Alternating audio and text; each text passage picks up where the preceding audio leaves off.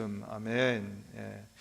하나님에게서 난 사람은 새로 거듭난 사람, 하나님의 사람은 누구나 죄를 짓지 않는다라는 말의 의미가 우리는 죽을 때까지 죄를 짓지 않는다라는 그런 의미가 아니라 이제는 죄를 지어서는 안 됩니다, 그런 의미로 여러분들이 해석하시면 좋을 것 같습니다.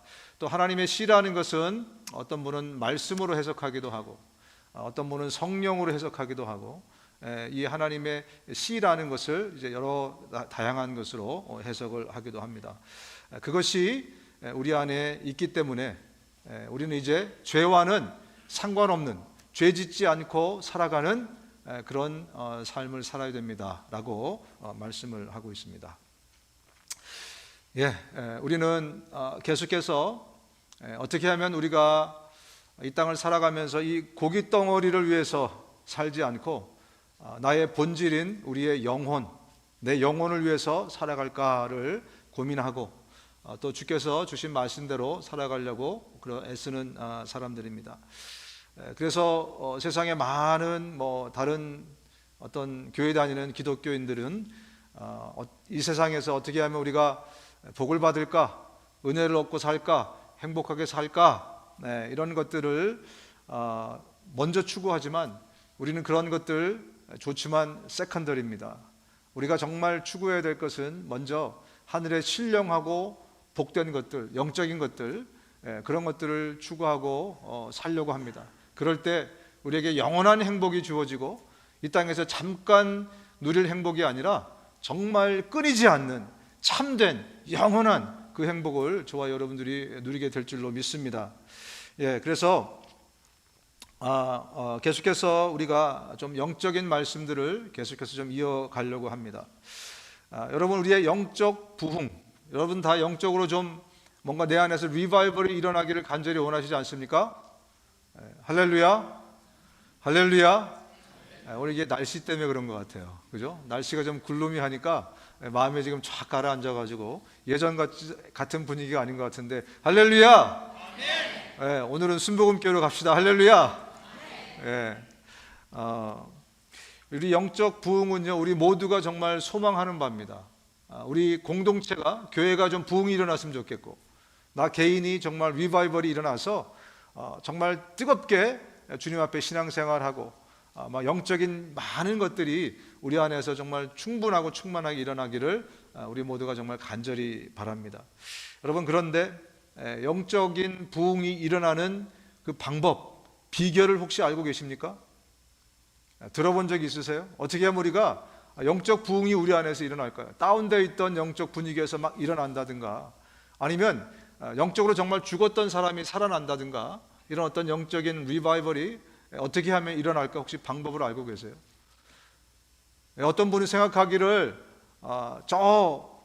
기도원에 올라가서 내가 금식하고 철야하면서 한 40일은 못하지만 그래도 내가 일주일은 가서 하면 내 안에 영적 부흥이 일어날 것이다 생각하는 분이 계실 겁니다. 어떤 분들은 수련회나 또 부흥회나 이런 것들을 통해서 내 안에 영적 부흥들이 일어났으면 좋겠다, 이런 생각을 또 갖고 계신 분들이 계실 거예요, 그죠? 그래서 우리가 여러 가지 영적인 방법을 생각하고 그것을 추려야 합니다. 근데 성경에서는 정말 우리에게 뭐라고 가르쳐주고 계실까? 성경에서는 우리에게 무엇을 어떻게 해야 영적 부흥이 일어난다고 말씀하시는가? 여러분 혹시 알고 계십니까? 오늘은 그 부분을 저희가 좀 함께 심각하게 좀 나누려고 합니다.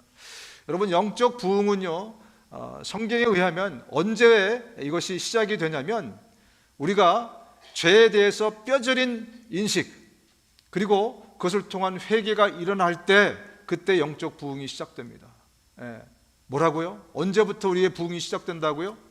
죄에 대한 뼈저린 인식, 아주 정말 죄에 대해서 우리가 통렬하게 그 죄의 더러움과 죄의 그 무서움과 죄의 그 무거움과 그 무게를 저와 여러분들이 깨닫고 알게 될 때, 그리고 그것 때문에 진정한 회개가 우리 가운데 일어날 때 그때부터 영적 부흥이 시작되는 것이지, 다른 방법들을 다 우리가 취한다고 해도요, 그것들은 직접적으로 우리에게 큰 부흥을 주지 못합니다. 그리고 그것은 곧 사라지게 돼 있어요. 금방 그 은혜들은 며칠 못 가서 사라지게 되어 있습니다. 그래서 성경은 저와 여러분들에게 진짜 부흥을 원한다면 죄가 얼마나 무섭고 더럽고 악하고 하나님이 얼마나 그 죄를 싫어하고 정말 혐오하고 계신지 그것을 저와 여러분들이 아주 통렬하게 깨닫고, 그리고 우리가 날마다 우리의 삶에서 진정한 회개가 일어나는 삶을 살려고 애쓰고, 그때 진짜 영적 부흥이 저와 여러분들에게, 그리고 이 공동체에 일어난다니까요. 그게 성경이 우리에게 하시는 말씀입니다. 여러분, 침례 요한이 처음 이 말라기부터 마태복음 사이에 한 300~400년의 시간이 흘러가지 않습니까? 그 시간 동안에 그들은 영적 암흑기를 겪었어요. 그리고 난 다음에 침례 요한이 나타나서 처음 외친 일성이 무엇이었습니까? 회개하라, 천국이 가까웠다요. 회개하라는 말씀을 제일 먼저 외쳤습니다. 왜 회개하라는 말씀을 외쳤을까? 바로 이 죄 때문에 그동안의 그 오랜 동안의 영적 암흑기가 펼쳐졌기 때문에 그렇습니다. 그래서 우리에게 해결해야 될 가장 큰 문제, 가장 기초적이고 본질적인 문제는 죄에 대한 문제라는 거예요. 죄를 회개해야 우리가 구원에 이를 수 있습니다. 그래서 말씀하시는 거고, 죄를 회개하고 죄 문제를 가볍게 다루지 않아야 진정한 리바이벌이 저와 여러분 가운데 일어나기 때문에 이렇게 외친 겁니다. 사도행전 2장에 성령께서 임하셨습니다. 그래서 성령 받은 사람들이 이제 막 뛰쳐나가서 그 놀라운 은혜를 전하기 시작했을 때 베드로가 성전으로 뛰쳐가서 사람들에게 복음을 전하고, 그리고 예수 그리스도가 살아나셨다고 외쳤습니다. 그때 3,000명쯤 되는 사람들이 베드로에게 물었습니다. 이제 알겠는데 그러면 우리가 어찌할꼬? 우리가 어떻게 해야 됩니까? 라고 물었어요. 복음을 듣고 이제 예수가 부활하신 걸 알게 되었는데, 이제 우리에게 새로운 영적인 어떤 페이지가 열린 것을 알게 됐는데, 그럼 우리가 어찌할꼬 했을 때 베드로가 뭐라고 얘기합니까? 회개하십시오. 그리고 여러분 각 사람은 예수 그리스도의 이름으로 침례를 받고 죄 용서를 받으십시오. 그리하면 성령을 선물로 받을 것입니다. 죄 문제를 해결하라는 겁니다. 회개하라는 겁니다. 그때 여러분들에게 갖고 있는, 지금 오고 있는 그 엄청난 영적인 프레셔와 그 길티 필링과 여러 가지 그것들이 해결되면서 진짜 구원에 이르게 된다라고 베드로는 얘기합니다. 여러분, 성경에서 뿐만이 아니라 기독교 역사를 한번 살펴보십시오. 우리가 잘 아는 평양 대부흥운동, 1907년에 일어난 하나님께서 우리 민족에게 주신 그 엄청난 놀라운 영적인 선물이지 않습니까? 그것의 시작, 그것의 발단은 한 선교사의 회개로부터 시작이 됐어요. 그리고 그 회개 운동이 길선주 목사나 여러 다른 사람에게 퍼지기 시작했습니다. 그래서 심지어 교회 가다가 남의 집에 보니까 저기 호박덩굴이 아주 탐스럽게 열려 있어서 그거 몰래 남몰래 훔쳐먹은 것까지도 회개하면서, 그러면서 회개 운동이 온 한반도를 덮기 시작했고, 그때 영적 부흥이 한반도를 덮게 된 겁니다. 여러분, 웨일즈에서 일어났던 그 부흥운동도 마찬가지입니다. 그 탄광촌에 한 사람의 회개를 통해서 그 회개운동이 일어나면서 주막들이 다, 주점들이 문을 닫기 시작했고요.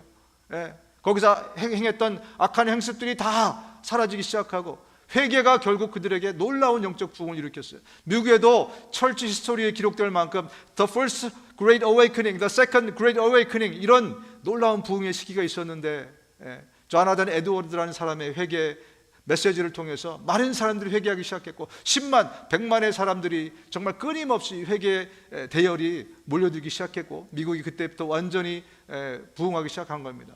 그 다음에 또 얼마 뒤에 찰스 핀이라는 사람의 메시지에 의해서 또 회개 운동이 일어났고, 역사에 기록된 놀라운 부흥 운동이 바로 그랬습니다. 여러분, 이것들을 통틀어 볼 때 우리는 하나의 공식을 도출해낼 수 있습니다. 우리의 영적 부흥은 뭘로부터 시작된다? 죄에 대한 통렬한 깨달음과 그리고 회개로부터 우리의 영적 부흥은 시작된다. 이게 우리에게 가르쳐주는 공식인 것입니다. 여러분, 지금 우리 모두가 다 인정하고 알다시피 우리 교회는 굉장히 인본주의적인 그런 사상과 시조, 어떤 사고로 물들기 시작했어요. 그래서 이제 전해지는 설교나 여러 가지 많은 것들이 정말 인본주의적인 굉장한 것들을 가지고 섞여서 이렇게 나오기 때문에 평신도들은 그걸 잘 구별하기 힘들 정도로 왜냐하면 정말 많은 유명하다는 분들이 정말 거침없이 그렇게 메시지를 통해서나 책을 통해서나 쏟아내고 있기 때문에 정말 이 시대가 굉장히 많이 복음이 탈색된 그런 시대가 아닌가 생각이 됩니다. 왜 그런가? 우리 설교자들이 교회가 죄에 대해서 입을 다물기 시작하면서 그렇게 된 것이다 라고 저는 해석합니다. 죄에 대해서 설교하기 시작하지 않고 부담 느끼기 시작하고 그렇게 하면서부터 이 교회마저도 세상 가운데 그냥 잠식당하는 그런 교회가 되었다. 여러분, 유튜브를 봐도 한번, 저와 여러분들 유튜브를 봐도 확인이 될 수 있는 문제입니다. 유튜브를 보십시오. 죄에 대해서, 회개에 대해서 설교하는 그런 내용보다 훨씬 더 많은 내용들이 은혜에 대해서, 감사에 대해서, 복에 대해서, 또 위로에 대해서, 형통에 대해서, 행복에 대해서, 어떻게 하면 이 땅을, 이 고깃 덩어리가 정말 이 땅에서 행복하게 잘 살까, 하나님의 은혜를 가져다가 어떻게 하면 우리가 100년 동안 잘 살까에 대해서 굉장히 많은 메시지들이 쏟아지고 있어요. 그리고 그것들을 보면 클릭 수가 훨씬 많아요. 죄에 대한 거, 회개에 대한 메시지 한번 보십시오.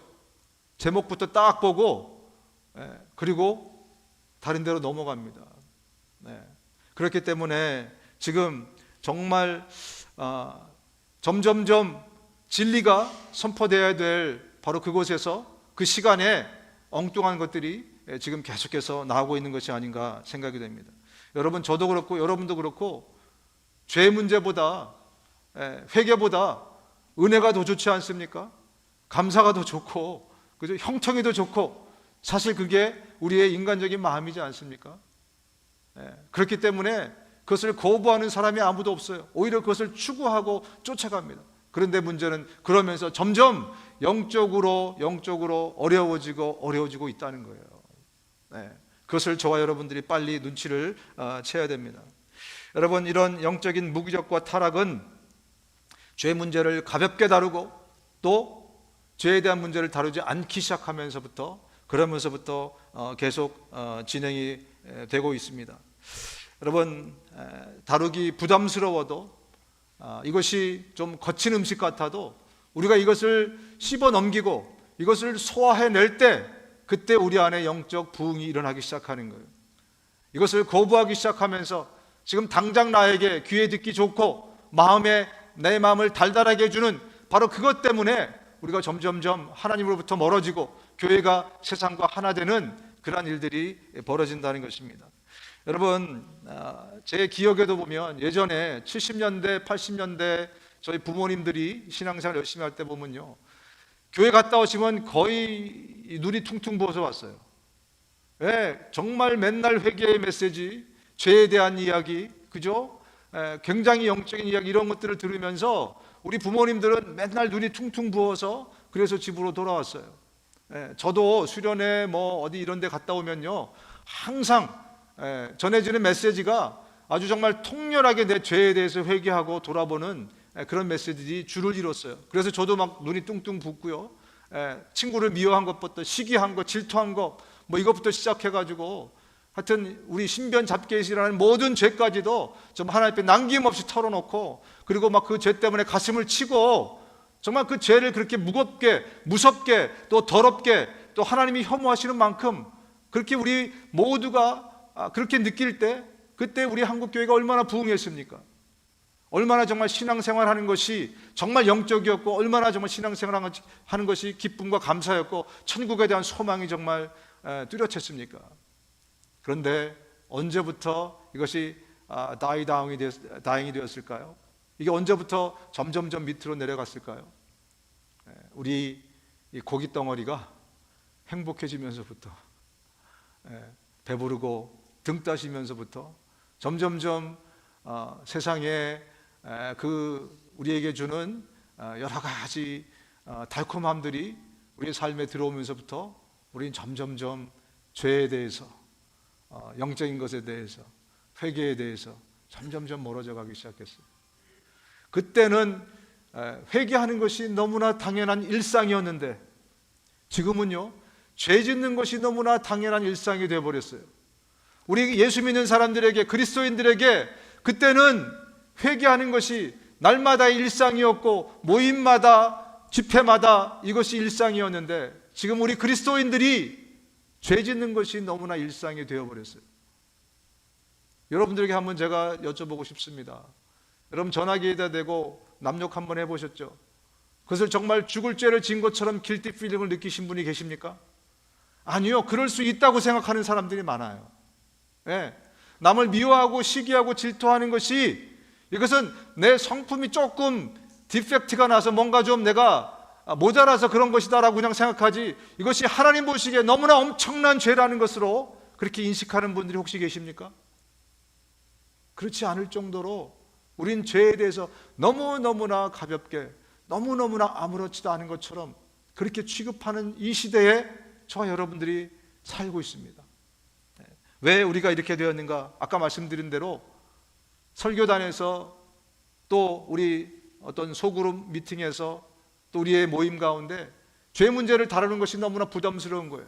이왕이면 다홍치마라고 은혜를 나눠야지. 거기 가서는 또 얼마나 삶이 힘들고 어려운데 고난과 고통의 문제를 같이 얘기하면서 위로를 나눠야지. 거기에서는 세상이 얼마나 힘들고 어려운데 우리도 예수 믿는 그 은혜, 행복을 나눠야지. 거기서 이렇게 하면서 점점점 의도는 좋았으나 우리는 엉뚱한 지점에 떨어져 있는 우리를 발견하게 됩니다. 또 한 가지, 우리는 너무나 큰 은혜, 구원이라는 우리의 원죄, 우리는 해결할 수 없는 그 문제를 십자가에서 예수님이 해결해 주셨으니까 나머지 죄들은 그닥 큰 문제가 아니라고 생각하는 사람들이 많습니다. 이 어마어마한 은혜를 우리가 누렸고 그 죄를 용서받았는데 뭐 그냥 좀 남 뒷담화 좀 깠다고, 좀 뭐 그냥 거짓말 좀 했다고, 좀 이런 것들은 아무렇지도 않게 생각하는 그런 경향들이 있습니다. 또 한 가지, 이것은 가장 치명적인, 죄를 가볍게 보게 하는 치명적인 요소인데, 이거는 뭔가 회개하면 다 용서해 주시니까, 바로 이 생각 때문입니다. 하나님은 우리가 회개하면 다 용서해 주시니까, 그렇죠? 그게 사실입니다. 우리가 어떤 죄를, 어떤 주홍같이 붉은 죄를 지었을지라도 회개만 하면 하나님이 다 용서해 주시니까 죄를 무겁게 여기지 않습니다. 하나님만큼 무겁게 여기지 않아요. 하나님이 자기 아들을 십자가에 못 박아 죽일 만큼 그렇게 죄를 심각하게 생각하지 않습니다. 왜? 회개하면 다 용서해 주니까. 그래서 어떤 사람은 심지어 이걸 몰았다가 나중에 하면 돼, 나중에 회개하면 돼, 그렇게까지 우리는 죄에 대해서 무감각해져 버렸어요. 그래서 지금, 예전에는 회개하는 것이 일상이었는데 지금은 죄 짓는 것이 일상이 되어버렸어요. 여러분, 천국에 가면 하나님께서 저와 여러분들에게 상급을 주시는 것을 여러분 믿습니까? 우리 히브리서에 있는 말씀을 여러분 믿습니까? 하나님께서 우리에게 상 주시는 하나님이라는 걸 여러분 정말 믿으십니까? 여러분, 죄 문제에 대해서 우리가 한번 심각하게 생각해 봐야 될 것은요, 우리가 죄를 지으면 용서를 분명히 해주십니다. 그러나 그것이 이 땅에서 완전히 사라지는 것은 저는 아니라고 생각합니다. 천국에 가면 과오를 하나님이 따져서 상을 줄 거 아니겠습니까? 그죠? 정말 죄를 짓지 않는 사람과, 죄를 1000번 지은 사람과, 1000번 짓고 용서받은 사람과, 죄를 2번 짓고 용서받은 사람이 천국에 가면 상이 어떻게 달라질까 여러분 생각해 보셨습니까? 예, 그렇습니다. 상식적으로 생각해 봐도 늘 죄 짓고 살아가는 사람이 회개했다고 해서 죄 용서는 받습니다. 그러나 주님은 분명히 10,000번 죄 지은 사람과 100번 죄 지은 사람을 분명히 셈하실 것입니다. 그걸 여러분 아셔야 돼요. 그거는 여러분을 안 가르쳐줬죠, 누가? 오늘 여러분들에게 가르쳐 드립니다. 그래서 죄 지으면 용서받습니다. 그러나 10,000번 죄 지은 사람과 2번 죄 지은 사람은 굉장한 차이가 있다는 것을 여러분 기억하십시오. 그래서 성경이요, 저와 여러분들에게 죄를 짓지 말라고 계속 얘기하는 거예요. 죄 짓지 말라. 창세기에서부터 나와요. 가인에게 하나님이 말씀하십니다. 죄가 지금 네 문을 두드리고 있으니까 너는 죄를 어떻게 하라고요? 다스리라고 말씀하고 있어요. 창세기에서부터 나옵니다. 너희들이 분을 품되 죄 짓지 말라라고 말씀하고 있어요. 그죠? 바울이 고린도 교회에게 얘기합니다. 너희들은 똑바로 정신을 차리고 죄를 짓지 말아라. 히브리서 이렇게 말합니다. 여러분은 죄와 맞서서 싸우지만 아직 피 흘리기까지 대항한 일은 없습니다. 그리고 예수님이 말씀하시지 않습니까? 그 가늠한 여인에게, 죄 지은 여인에게 말씀하잖아요. 나도 너를 정죄하지 않겠다. 그러나 돌아가서 다시는 죄를 짓지 말아라. 병자를 고쳐주고 말씀합니다. 너는 다시는 죄를 짓지 말아라. 성경 전체에 하나님이 죄를 얼마나 혐오하시고 얼마나 싫어하시고 죄가 얼마나 악하고 더럽고 또 우리를 죽이는 그런 독인지를 계속 말씀하심에도 불구하고 이 시대에 죄에 대한 메시지가 사라지면서 저와 여러분들이 죄에 대한 인식을 너무나 가볍게 여기고 살아가고 있어요. 여러분, 영적 부흥이 진짜 일어나기 원한다면 우리가 이것을 회복해야 됩니다. 죄는 정말 심각한 거구나. 죄 때문에 하나님이 죽으신 거구나. 지금도 하나님은 우리가 죄 짓는 것을 정말 원치 않으시구나. 나의 삶에서 아주 작은 죄일지라도 이 시대의 그리스도인들은요, 굳이 표현하자면 똥을 막 묻히고 다니면서 이것을 제거할 생각을 안 하고 뭉개고 다녀요. 예, 제가 똥이라는 표현을 썼습니다. 더러운 거예요. 죄는 악한 거예요. 우리를 썩게 만드는 겁니다. 우리를 죽이는 겁니다. 죄 때문에 하나님도 죽으셨어요. 죄라는 것은 그런 어마어마한 것인데, 거짓말 한마디 정도야. 남 뒤에서 안 좋은 얘기하면 얼마나 속이 시원합니까, 여러분? 그죠? 얼마나 즐거우세요? 바로 그것을 즐기겠다고 하나님이 그렇게 혐오하시는 것을 아무렇지도 않게 여기고 뒷담화하고 수근수근거리고, 얼마나 그것이 우리의 영적인 생활을 해치고 있는지 모릅니다. 여러분, 우리가 죄를 그렇게 가볍게 여기면 그야말로 우리는 이 은혜를 헛되게 받는 것입니다. 그야말로 우리는 예수 그리스도의 십자가의 공로를 헛되게 여기며 살아가는 거예요. 주님은 우리에게 죄 짓지 말라고 말씀하시면서 죄가 얼마나 심각한지를 계속해서 말씀해 주고 있어요. 구약 성경 한번 보세요.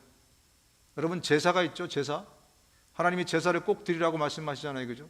제사, 화목제, 또 뭐 번제, 속건제, 속죄제, 뭐 소제, 한 5가지 정도의 제사가 있습니다. 그럼 이 제사는 뭐에 관한 거예요? 죄와 죄 용서와 회개에 관한 거예요, 여러분. 구약 시대에서부터 하나님은 강조하신 게 죄 문제를 가볍게 다루지 마라. 그것은 심각한 거다. 죄 때문에 네가 나와 멀어진다. 죄 때문에 네가 결국 죽는다. 계속 경고하고 있는 게 구약 때부터 말씀하셨어요. 우리가 아시다시피 여러분, 회개하려고 제사 드리려고 소를 갖고 옵니다. 그러면 소 위에다 누가 손을 얹어요? 내가 얹습니다. 제사장이 얹지 않아요. 왜? 내 죄를 전이시키는 거예요, 소에다가. 그리고 그 소를 누가 잡죠?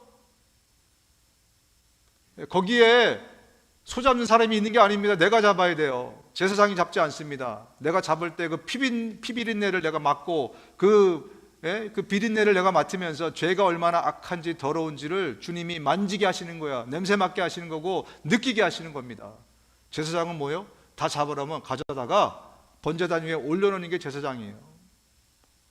모든 제사가 다 죄에 관련된 겁니다. 이만큼 하나님은 아무리 작은 똥일지라도, 여러분, 똥이 요만큼 묻어서 여러분 여기 이렇게 묻었다고 쳐요. 어떻게 하실 거예요? 예? 요만큼인데 뭐 이러고 사실 분 계세요? 그렇지 않잖아요. 그죠? 바로 이 문제를 해결하지 않겠어요? 내일 해야지 뭐, 이런 분도 계시지 않지 않습니까? 죄라는 바로 그것입니다. 그런데 이 시대에 회개가 당연했던 시대를 지나서 이제는 죄 짓는 것을 너무나 당연하게 또 기쁨으로 여기고 아무렇지도 않게 여기고 살아가는 이 시대. 그래서 우리가 영적으로 계속해서 어두워가는 것이 아닌가.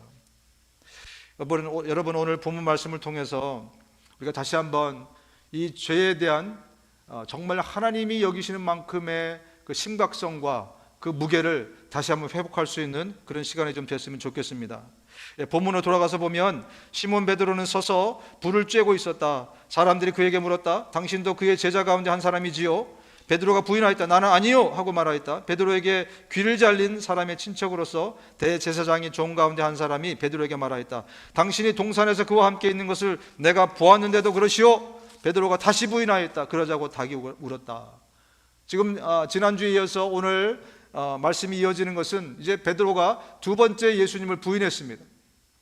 그런데 3번째 어떤 사람이 나타나는데 하필 그 사람이 누구냐면 몇 시간 전에 겟세마네 동산에서 베드로가 칼을 꺼내서 말고라는 사람의 귀를 잘랐는데 하필 그 사람이 말고의 친척인 거예요.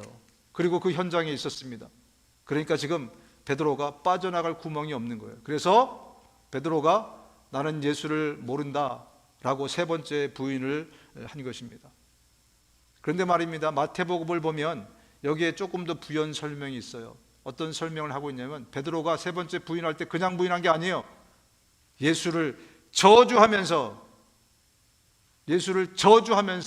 베드로가 부인을 합니다. 그리고 누가복음을 보면 여기에 또 한 가지를 더 이렇게 애드하고 있습니다. 어떤 장면이 있냐면, 베드로가 세 번째로 예수님을 저주하면서 부인하니까 닭이 울었어요. 그리고 나서 거기에 모닥불을 쬐고 있었는데, 저 모닥불 맞은편에서 예수님이 갑자기 뒤로 돌아섭니다. 그리고 뒤로 돌아서서 모닥불을 가운데로 하고 예수님과 베드로의 눈이 마주쳤어요. 그리고 나서 베드로가 밖으로 달려나갑니다.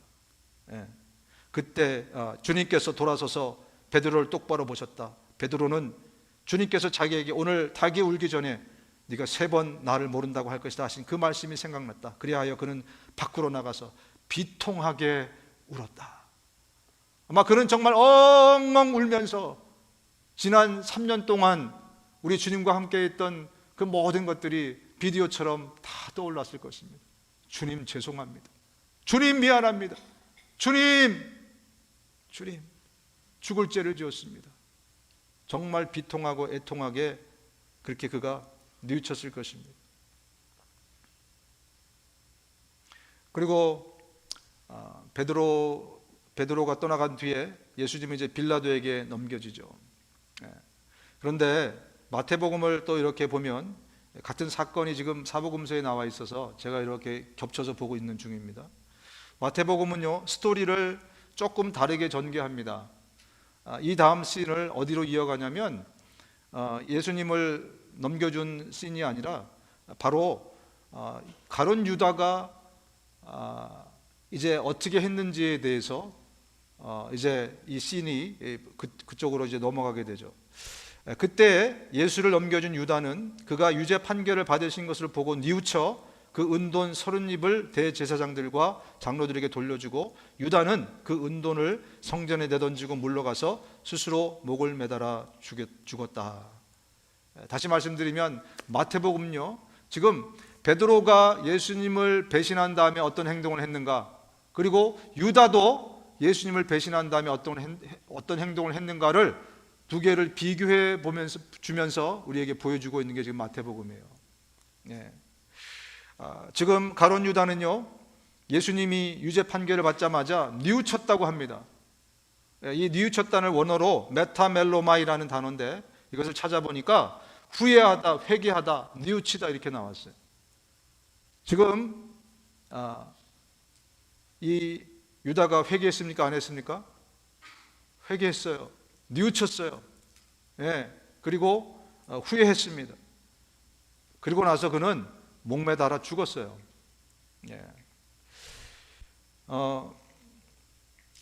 이 베드로, 마태복음이 보여주고 있는 베드로도 예수님을 지금 부인했습니다. 배신했어요.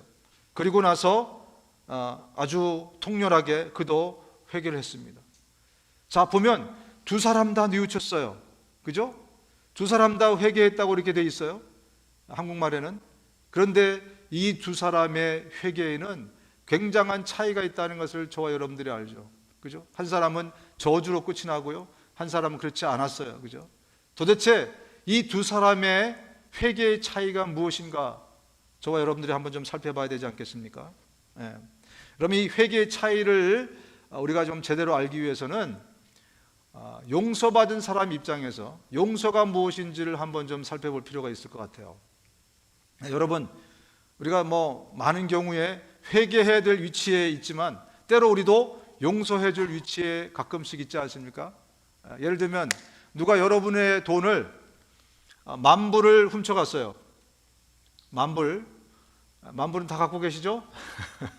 10,000불이 너무 약한가요? 반응이 좀 그러네. 자, 100,000불을 합시다. 100,000불. 100,000불을 갖고 있는데 누가 내 100,000불을 훔쳐갔어요.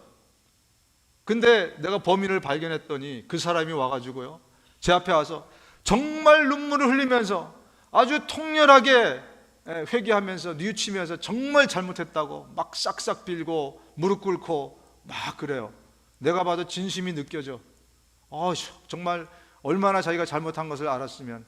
그래서 내가 그래 괜찮아 용서해 줄게 이렇게 얘기를 했어요. 근데 이 사람이 밖에 나가가지고 사람들한테 얘기하기를 자기가 저기 김 사장한테 돈을 내가 훔쳤었다가 용서를 받았다는 거예요 지금. 그래서 용서를 받았는데 용서받아서 너무 좋다는 거예요. 그리고 그 사람 정말 대단한 사람이래요. 그리고 나에게 훔쳐간 10만 불을 안 갖고 와. 자, 여러분 용서가 되십니까? 안 되십니까? 우리가 용서하는 사람 입장에서 한번 생각해 보자는 거예요. 그죠? 누군가가 정말 나에게 엄청난 피해를 주고 그리고 나한테 와서 정말 가슴까지 다 열어 보이고 내 마음 아시죠? 보니까 마음을 보니까 정말 통렬하게 자기의 죄를 뉘우치고 회개했어요. 그런데 나한테 빌려간 그 돈을 다시 안 갖다 주고 그리고 사람들한테 떠들기를 자기는 용서받았다는 거예요. 그 사람이 참 은혜스러운 사람이라는 거예요. 여러분, 진정한 용서가 되겠습니까? 하나님도 마찬가지라는 겁니다. 여러분, 이것을 우리가 알아야 돼요. 하나님도 마찬가지라는 거예요. 용서는 단지 마음의 문제가 아닙니다. 여기서 지금 이 가룟 유다가 한 것을 메타멜로마이라고 하고요, 이것은 이 안에서 일어나는 감정적인 회개예요.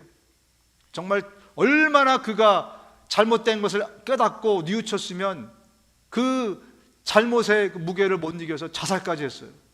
여러분, 자살이 증거입니다. 그렇죠? 그죠? 자살을 할 만큼 자기가 그렇게 심한 길티를 느꼈고 그것에 대해서 잘못을 인정하고 정말 회개했어요. 그런데 문제는 그가 삶으로 회개할 기회를 자살함으로 갖지 못했어요. 그렇기 때문에 그는 예수님이 말씀하신 것처럼 저는 차라리 태어나지 않았으면 더 좋았을 뻔했다, 이런 저주를 받게 된 겁니다. 여러분, 베드로는 우리가 보기에는 죄질이 유다에 비해서 크게 그냥 큰 차이가 있는 것 같아요. 예수님을 판거하고 그냥 부인한 거하고. 그런데 말입니다, 자세히 보면 여러분, 베드로는 수제자였어요. 다른 제자에 비해서 그는 가장 총애받았고 가장 사랑을 많이 받은 자고, 그죠? 그는 늘 예수님 곁에 있었던, 정말 예수님을 절대 배신해서는 안 될 사람이에요. 거기다 그는 3번 예수님을 부인합니다. 그리고 그가 저주할 때, 그가 부인할 때 예수님을 저주합니다. 그가 저주하면서 맹세하여 이르되 나는 그 사람을 알지 못하노라. 여러분, 유대인들에게 3번이라는 것은 문화적으로, 사회적으로, 또 이 문학적으로 보면요, 절대 부인입니다. 절대 부인. 바울이 3번 기도했다는 것은요, 엄청나게 그냥 최선을 다해서 기도했다는 거예요. 근데 눈이 안 고쳐졌죠, 그죠? 그것처럼 베드로가 3번 부인했다는 것은 완전히 예수님을 부인한 거예요. 그래서 베드로도 정말 자기의 잘못을 뉘우치고 회개하고 통렬히 뉘우쳤습니다. 그런데 유다와 다른 점은 무엇입니까? 그의 삶을 돌이켰어요. 그의 삶을 돌이켜서 나중에는 자기는 십자가에 제대로 달려서 죽을 자격이 없으니 거꾸로 나를 못 박아 달라고, 그런 그의 삶 전체를 통해서 그 회개를 이어갔던 것입니다. 여러분, 유다의 것은 confession이에요. 그런데 베드로의 것은 repentance입니다. confession과 우리 한국말로 하면 자복하는 거예요. 자복한, 입술로 고백하는 거예요. 마음으로 정말 그렇게 내가 잘못했다는 것을 뉘우치고 후회하고 용서를 빌고 그리고 입술로 고백하는 것이 confession입니다. 그런데 삶까지 돌이킨 건, 거기에다가 삶을 돌이킨 것은 repentance라고, 그게 진정한 회개라는 거예요. 한국말로는 다 회개라고 되어 있지만 원어로는 다르게 되어 있습니다. 하나는 메타멜로마이, 하나는 메타노에오라고 되어 있어요. 회개는 메타노에오, 베드로가 한 것은 그렇게 되어 있습니다. 주님이 우리에게 원하시는 것은 단지 뉘우침이 아닙니다. 돈을 훔쳐갔으면 돌려놔야죠. 그래야 용서가 되죠. 삶으로 움직여야죠. 그래야 용서가 되죠. 그렇지 않고 우리가 주일날, 매 주일날 와서 주님, 이 죽을 죄인을, 이 벌레만도 못한 죄인을, 이 악한 영혼을 그렇게 한다고 해서 죄가 용서된다 안 된다? 이제는 그것은 회개의 시작일 뿐입니다. 우리 맨날 시작만 하다 마라. 그죠? 성경도 그죠? 누가 누굴 낳고 누가 누굴 낳고 하여튼 맨날 그것만 읽다 마라. 이런 것처럼 우리의 신앙생활이 어느새 그런 식으로 변질되어 버린, 여러분, 그 뉘우침은 회개의 시작일 뿐이라는 것을 주님이 오늘 우리에게 말씀해 주시면서 진짜 회개라는 것은 우리의 삶으로 해야 된다는 걸 강조하고 계십니다. 여러분, 은혜도 마찬가지예요. 은혜도 마찬가지입니다. 은혜도 똑같은 원리가 적용돼요. 정말 가슴이 뜨거워지고 말씀 들으면서 마음으로 감정적으로 막 은혜 받았다. 그래갖고 사람들에게 오늘 막 말씀 너무 좋았어. 어떤 분 저한테 그래, 목사님 오늘 너무 좋았대. 그 얘기를 들을 때마다 저도 참 좋긴 좋습니다. 은혜를 받았다니까. 그런데 정말 진정한 은혜가 무엇인지를 우리가 알아야 되는데요, 우리 교인들은 아마 대부분 다 알고 계시죠. 진짜 은혜는 설교 들을 때 받는 은혜가 진짜 은혜가 아니에요. 이것은 은혜의 시작일 뿐이에요. 문 연 거예요. 진짜 은혜는 그 말씀을 삶으로 순종할 때 거기서 진짜 은혜가 임하는 거고요, 거기서 내 믿음이 그때 자라는 거고요, 그때 내가 성장하는 거예요. 그때 열매가 맺혀지는 겁니다. 성경 공부, 제자 훈련, ASSF 우리가 시작하지만 백날 해보십시오. 삶으로 적용되지 않으면 이것은 문만 열고 끝이에요. 또 회개나 은혜나 마찬가지라는 겁니다. 우리가 삶으로 이어가지 않으면 수요일쯤 되면 다 잊어먹어요. 지난주 설교 뭐였죠? 은혜 받았다면서요. 제가 한번 확인해 보겠습니다. 앞으로 이렇게 나오는 사람들 확인해 보겠습니다. 삶으로 적용되지 않으면 수요일 되면 다 잊어먹는 것이 우리 인간이에요. 왜? 진짜 은혜가 아니기 때문에 그래요.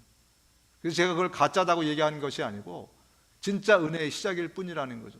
그래서 삶에 어플라이가 되고 적용이 되면서 그 은혜가 우리 가운데 임하는 겁니다. 얼마나 이것들이 우리 기독교인들의 만연되어 있으면 요한이 이렇게 얘기합니다. 자녀되니 여러분, 우리는 말이나 혀로만 사랑하지 말고 행동과 진실함으로 사랑하십시다. 2000년 전에도 그랬던 모양이죠. 그죠? 말로 마음으로만 사랑해 사랑해. 아니요. 그렇다면 네 돈을, 지갑을 열어, 이 얘기하는 거 아니에요. 그죠? 행동으로 하라는 거예요. 그래야 진짜 사랑이 증명되고 사랑이 된다라고 말씀합니다. 어떤 형제나 자매나 홀벗고 그날 먹을 것조차 없는데 여러분 가운데 누가 그들에게 말하기를 평안히 가서 몸을 따뜻하게 하고 배부르게 먹으십시오 하면서 말만 하고 몸에 필요한 것들을 주지 않는다고 하면 무슨 소용이 있겠습니까? 야고보도 같은 말을 하고 있어요. 2000년 전에도 사람들이 거의 비슷했던 모양이에요. 말로 마음으로만. 그러면 회개도 그리고 은혜도 그것으로 끝난다는 거예요.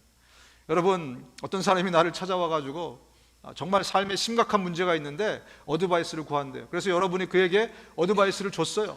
그 사람이 그 얘기를 듣더니 막 눈이 동그래지면서 막 눈물을 흘리면서 고맙다고 정말 감사하다고 막 그러면서 돌아가요. 여러분, 얼마나 기분이 좋습니까? 평소에 다들 와이프까지 내 말을 무시하는데 그날 말을 해줬더니 남편도 무시했는데 막 그 사람이 막 그 말을 듣고 막 눈물까지 흘리면서 너무 감사해요. 소위 은혜 받았다는 거예요. 근데 여러분, 그것도 기분 좋지만 여러분, 왜 여러분 기분이 좋습니까? 그 사람이 돌아가서 그가 내가 준 어드바이스를 가지고 자기 삶을 바꿀 거 아니에요. 그죠? 사실 그것 때문에 우리가 기분 좋은 거 아니에요. 내 말을 잘 들어줘서도 기분이 좋지만 그 사람이 내 말 듣고 저 인생이 변할 걸 생각하니까 우리가 기분 좋은 거 아니에요. 한 사람 살렸다 생각도 들고, 그죠? 그런데 문제는요, 이 사람이 다음 주에 또 찾아왔어요. 다른 문제를 갖고 왔어요. 와가지고 또 얘기하는데 딱 들어보니까 내가 답을 알겠어. 그래서 답을 얘기해 줬더니 또 눈이 이만해지면서 막 은혜 받고, 그죠? 막 고맙다 그러고 가요. 근데 문제는요, 그 다음 주에 또 찾아와 계속 그래요. 2달째. 그럼 여러분, 그 사람한테 뭐라 그러겠어요? 전화하면 오지 마. 오지 마 그럴 거 아니에요. 여러분, 하나님도 마찬가지라는 생각 한번 해보셨어요? 하나님은 우리가 순종하지 않기 때문에 말씀하지 않으십니다. 우리 하나님을 경험하는 사람, 저와 제자 훈련 하신 분들은 다 배우셨죠, 그죠? 하나님이 왜 나에게 말씀하시지 않는가? 입을 닫고 계신가? 순종하지 않을 사람에게 말씀하지 않습니다. 우리는 날마다 와서 그것을 즐겨요. 이 시대의 기독교인들은요, 이 시대의 그리스도인들은요, 교회에 와서 은혜 받는 것은 내 마음의 즐거움이에요. 내 마음의 기쁨, 내 마음이 부풀어 오르게 만드는 바로 그것을 은혜라고 생각해서 그 은혜를 계속 추구하고 그거를 찾고, 그게 없으면 내가 뭔가 잘못했다고 생각해요. 그런데 하나님은요, 그런 것에 중독된 사람에게 은혜 주지 않습니다. 그래서 어느 순간부터 여러분, 설교가 은혜가 되지 않을 겁니다. 설교자의 문제라고요? 그렇게 생각하는 분들도 계실지 모르겠어요. 완벽한 건 아니니까. 그러나 이제는 설교자를 탓할 때가 아닙니다. 내가 주님이 주신 은혜를 헛되이 여겨서 그래요. 내 삶으로 어플라이하지 않기 때문에, 적용하지 않기 때문에 주님이 말씀해 주지 않는 거예요. 그러면 그 사람은요, 영적인 노마드가 됩니다. 무슨 얘기냐? 은혜 준다는 대로 쫓아가게 돼 있어요. 어디 가면 어떤 목사님이 새로 왔는데, 어떤 교회가 요새 아주 뭔가 분위기가 달라졌는데 가서 귀를 기웁니다. 인터넷을 통해서 내 마음을 달달하게 해줄 그 메시지를 찾아다니겠어요. 영적인 유랑자, 노마드가 되게 돼 있어요. 이게 우리의 현실 아닙니까, 여러분? 어쩌면 얼마 전까지 여러분의 모습인지도 몰라요. 여러분, 하나님의 말씀은요, 우리가 그것을 삶으로 가져갈 때 그때 비로소 열매가 나타나기 시작하는 거고, 그때 진짜 은혜가 나타나기 시작하는 거예요. 회개나 은혜나 똑같은 원리입니다. 똑같은 것이에요. 고로 하나님은요, 계속해서 저와 여러분들에게 회개할 것을 촉구하십니다. 우리의 회개를 하나님이 도우십니다. 어떻게 보면 우리 영적인 생활의 가장 큰 관심은, 하나님의 관심은 어떻게 하면 얘가 죄 짓지 않도록 할 것인가, 그리고 얘가 어떻게 하면 회개하도록, 죄 문제를 바로바로 해결하게 할 것인가, 그것이 하나님의 가장 큰 컨선 중에 하나예요. 나에게 복을 주고 이 고깃 덩어리를 좀 더 행복하게 해주고, 그거는 아주 나중의 문제고요.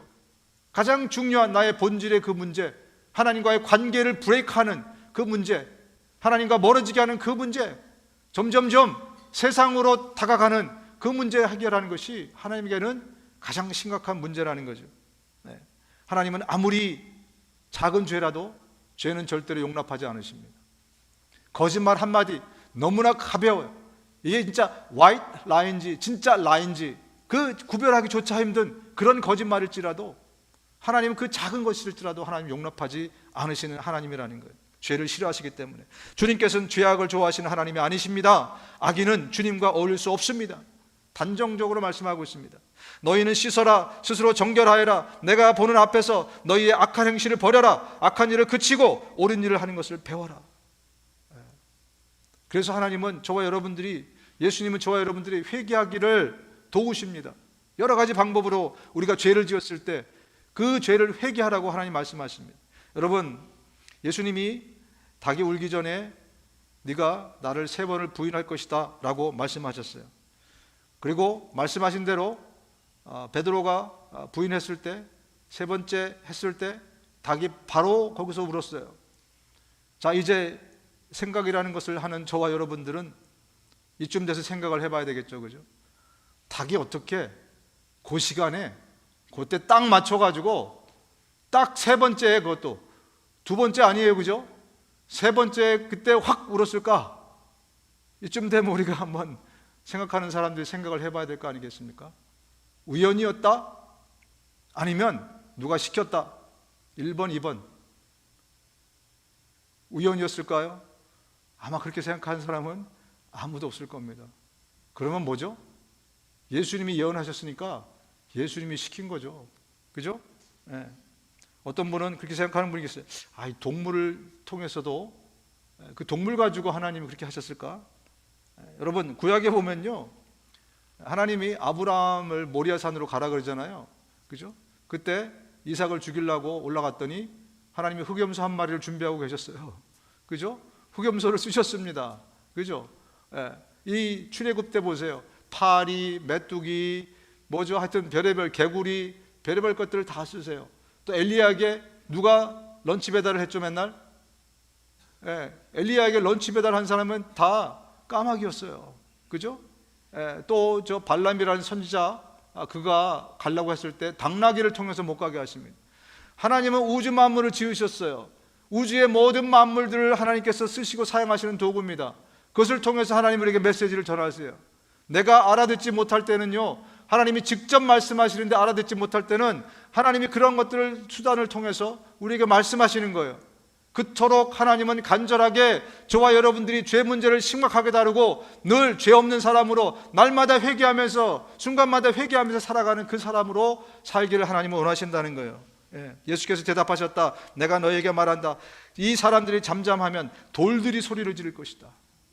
돌을 통해서도 하나님 말씀하실 만큼 주님 우리에게 심각하게 회개를 촉구하고 계시다는 거죠. 그래서 우리가 설교를 들을 때, 우리가 말씀을 내가 묵상할 때, 내가 또 주님 앞에 기도할 때 하나님께서 성령을 통해서 말씀하실 때 우리가 못 알아들으면요, 이런 다른 수단들을 통해서 계속해서 우리에게 회개하라고 말씀하십니다.